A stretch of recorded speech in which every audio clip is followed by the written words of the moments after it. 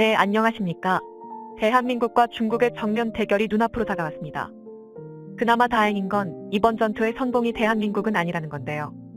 바로 인도와 중국의 국경 분쟁입니다. 최근 인도는 중국과의 국경 분쟁이 격화되자 포병 전력을 전진 배치하기 시작했는데요. 그런데 이 포병 전력의 주력이 K9 자주포의 인도 버전인 바지라입니다. 인도군 입장에서는 자신들이 보유한 최강의 자주포로 중국을 겨냥한 셈인데요. 실제로 바지라 전진 배치를 포착한 중국은 주력 자주포인 PCL-181로 맞불 작전을 펼쳤습니다. 이로써 얼떨결에 대한민국과 중국의 자주포 대장전이 성사되었는데요. 그래서 준비했습니다. 오늘은 인도와 중국이 전쟁을 치를 수밖에 없는 이유와 K9 vs PCL-181의 승패를 가늠해보겠습니다. 현대 강군에 있어 자주국방은 필요불가결한 요소입니다. 이는 군사적인 관점에는 물론이고 사회 경제적인 측면에서도 일맥상통인데요. 방위산업은 무기 체계 개발 과정에 획득할 수 있는 여러 최첨단 기술과 막대한 생산 인프라를 통해 상당한 경제적 효과를 불러옵니다. 이는 세계 추리의 거대한 영토와 함께 14억 명에 달하는 어마어마한 인구를 보유한 인도 또한 마찬가지입니다.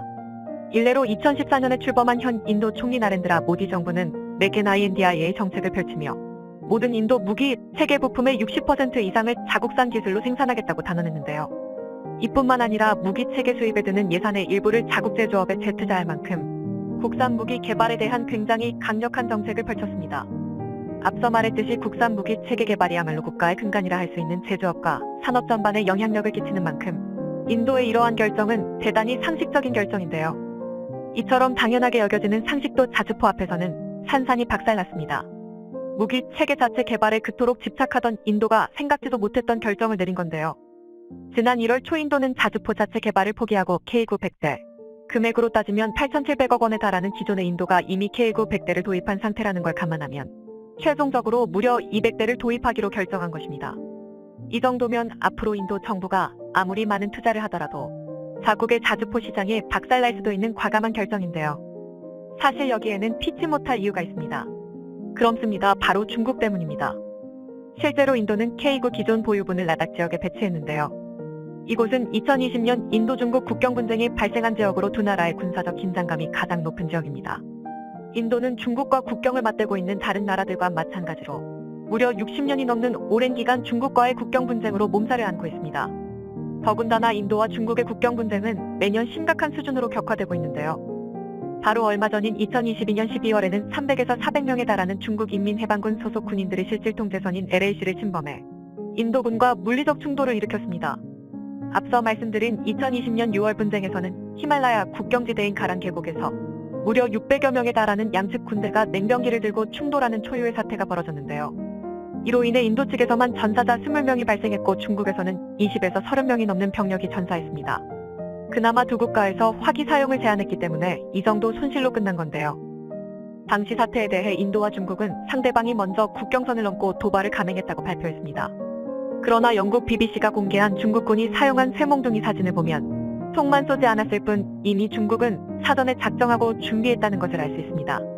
이쯤이면 21세기에 이루어지는 거의 모든 국가적 분쟁의 원인은 중국이나 다름없다고 할 수 있는데요.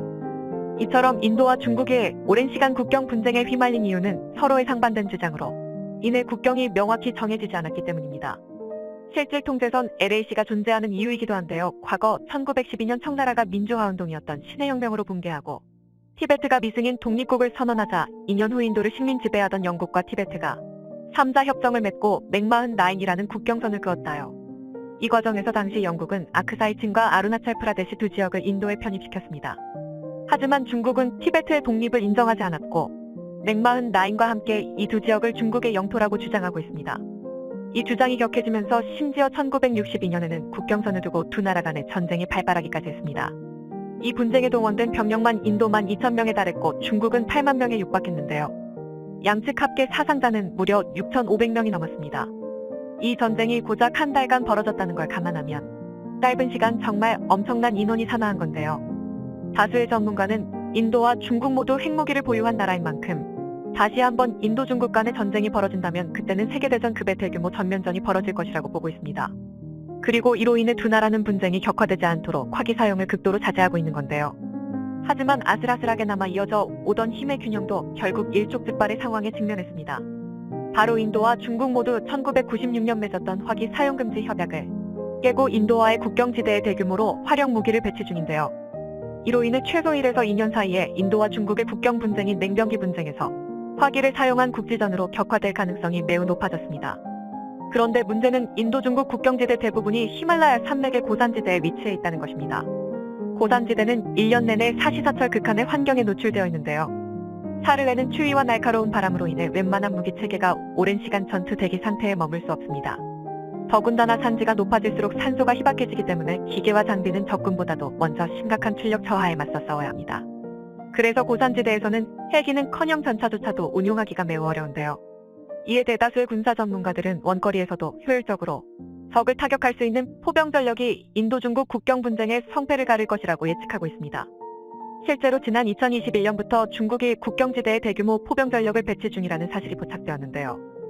특히 그 중에서도 100대 이상의 PCL-181 155mm 자주포를 투입해서 전 세계를 놀라게 만들었습니다. 그도 그럴 게 PCL-181은 2019년에 공개된 중국의 최신형 주력 자주포인데요. 시진핑이 추진 중인 군사 현대화 개혁에 발맞춘 자주포인 만큼 중국의 모든 화포 기술력이 총동원되었다 해도 무리가 아닙니다. 중국이 이런 PCL-181을 투입했다는 것만 봐도 인도와의 국경 분쟁을 얼마나 중요하게 생각하는지 알 수 있는데요. 그러나 이에 맞서는 인도의 대응도 결코 만만치는 않습니다. 인도 또한 전 세계에서 최고라고 평가받는 K9의 인도화 생산 버전 K9 바지라를 배치하기 시작한 건데요. 결국 졸지에 대한민국과 중국의 자주포 대장전이 펼쳐지게 된 것입니다. 대한민국 또한 중국과의 국경 분쟁을 염두에 두어야 한다는 걸 감안하면 절대 놓칠 수 없는 실전 경험인데요. 하지만 대부분의 전문가는 전혀 다른 예측을 하고 있습니다. K9 바지라의 일방적인 우세를 예측한 것입니다. 우선 가장 표면적인 이유는 수적차인데요. 서두에 말했듯이 인도가 추가로 K9 100대의 도입을 선언하면서 아슬아슬하게 균형을 이루고 있던 전력 차이가 순식간에 뒤집어진 것입니다. 우선 날릴 수 있는 포탄의 숫자부터가 2배 이상 나는 건데요. 그리고 무엇보다 K9의 질적 우세가 압도적인 수준입니다. 그건 바로 2부에서 공개됩니다. 시청해주셔서 감사합니다. 영상이 도움이 되셨다면 구독과 좋아요 부탁드리며 다음에 더 유익한 영상으로 찾아뵙도록 하겠습니다.